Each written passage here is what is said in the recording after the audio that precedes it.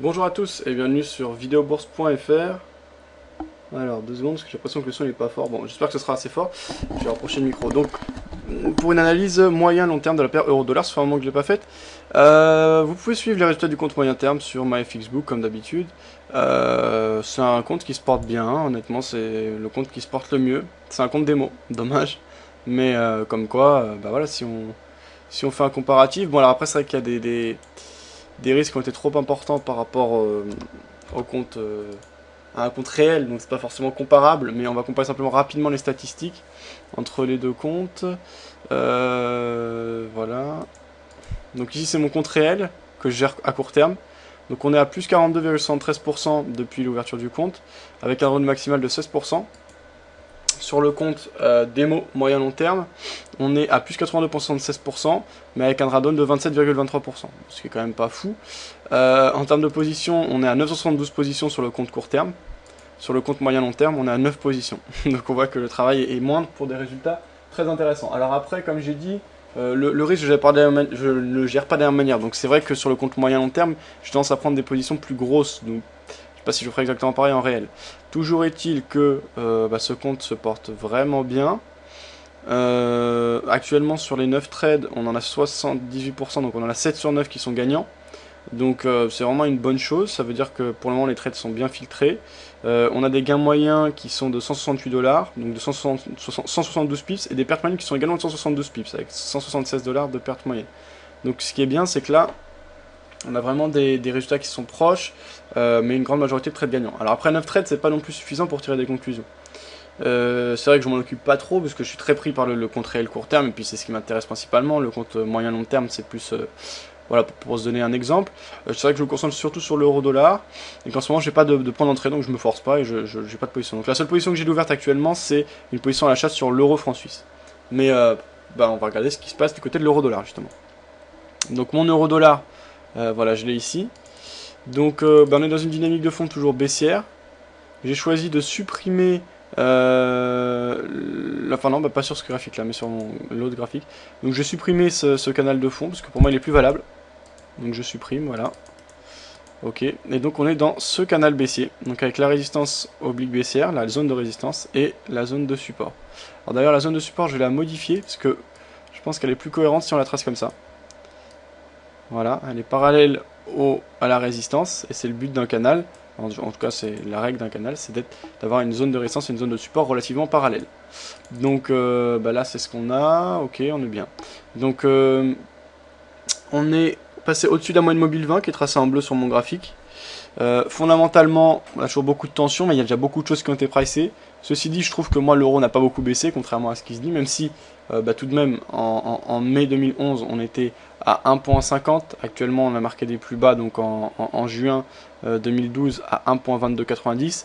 Quand on voit ce qui s'est passé sur les autres devises, si je prends par exemple l'euro franc suisse, à long terme je parle, voilà, on est passé quand même de plus haut à 1,82, à des plus bas à 1, même moins que 1. Quand on prend des... Alors là je vais mettre à plus long terme sur l'eurodoll, hein. Là l'eurodoll c'est 1,60 à 1,20, donc on voit la différence. Donc si je prends vraiment les plus hauts d'avant la crise des subprimes.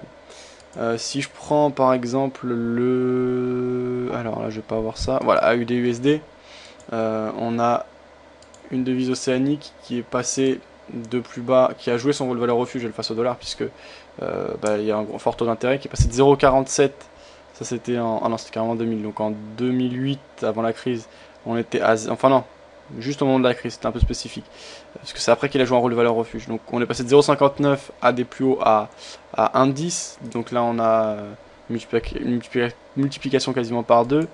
Voilà, on a beaucoup de paires qui a fait beaucoup plus de variations que l'euro-dollar.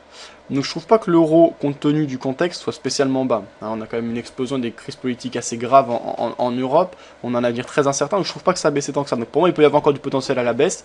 La dynamique de fond est baissière, donc là le technique et le fondamental se rejoignent, c'est très bien. Donc moi, c'est clair que je vais continuer à trader à la baisse. Alors après, ça va dépendre également de ce qui se dit ce week-end, en l'occurrence demain, avec le vote grec. Si on a un vote grec qui se passe vraiment bien, on peut continuer la phase de consolidation et de correction. Mais même si ça se passe bien, je vois pas l'euro remonter tant que ça, tant il y a de mauvaises nouvelles. Derrière, il y a tellement encore de dossiers à gérer. Par contre, la moindre nouvelle peut mettre le feu aux poudres, à mon avis, donc c'est pour ça que vraiment je traderai à la baisse. Pour ça, je vais pas non plus prendre n'importe quoi et rentrer dès maintenant. Quoique j'aurais pu, juste avant le week-end. Ça aurait pas forcément été incohérent de prendre une position à la vente avant le week-end de 1 mini lot, donc sans s'exposer trop, ça fera un levier de 2, en pariant sur une baisse de l'euro face au dollar par rapport au scrutin de dimanche. Il y avait une part de hasard dedans, mais le trading c'est une part de risque. Le désavantage, c'est qu'on a un gap potentiel le week-end, donc c'est jamais évident. L'avantage par contre, c'est qu'on peut profiter d'un gros mouvement et donc d'un gap aussi dans l'autre sens.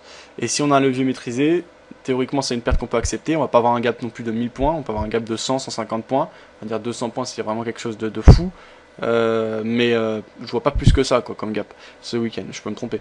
En tout cas, j'ai pas pris cette position, donc je vais attendre d'avoir la direction et les résultats comme tout le monde de dimanche. Et je pourrais pas prendre de position à l'achat. S'il y a un mouvement de hausse de stabilisation, bah, je le constaterai jusqu'à voir les vendeurs reprendre le marché. Si on a un énorme gap baissier ou une forte volonté des vendeurs de reprendre le marché, j'hésiterai pas à prendre position à la vente. Donc surface de repli dans le sens de la tendance de fond, dans un contexte fondamental très tendu.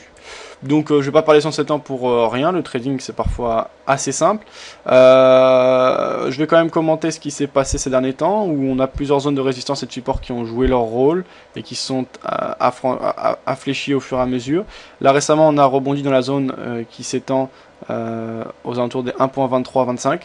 Les acheteurs sont revenus à ces niveaux, donc c'est pas les zones de support que je vous sors n'importe où, hein, c'est une zone par exemple ici de support qui avait été testée le 29 octobre 2008 précisément, donc cette zone des 1.2330, 1.2335. Au-dessus on avait d'autres zones mais on n'a pas tellement réagi dessus, donc je vais les supprimer, ça sert à rien de garder des zones qui n'existent pas. Voilà. On est passé un tout petit peu en dessous hein, quand même, donc c'est souvent le cas. Donc on parle plutôt de zone que de seuil précis. En tout cas moi je parle plutôt de zone que de seuil précis. Donc voilà, pour moi cette zone s'étend de 1.2282 à 1.2325. Bon bah pour rebond dessus, on revient tester précisément une ancienne zone de support importante, là aussi, qui est entre 1.2580 et 1.2618. On est passé légèrement au-dessus, mais là encore on la conserve, on a des ombres qui passent au-dessus, je vois légèrement les corps, mais au final on conserve cette zone, et pour le moment bien, on pourrait amorcer un rebond aux alentours de cette dernière, on verra ce qu'il en est. Donc voilà, donc se servir des anciennes zones de support comme zone potentielle de résistance, là on voit encore une fois que ça marche, que cette zone donc, de résistance retient les assauts haussiers. Privilégier la tendance, puisque c'est toujours plus simple de marcher dans le sens de la foule que contre cette dernière. Tenir compte du contexte fondamental.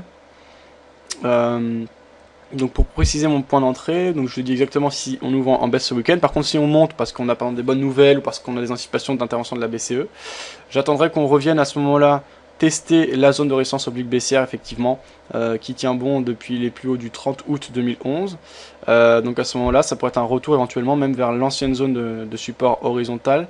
Donc un retour éventuel vers, allez, on va dire entre 1,2850 et 1,30, qui pourrait être vraiment une zone d'entrée très intéressante là.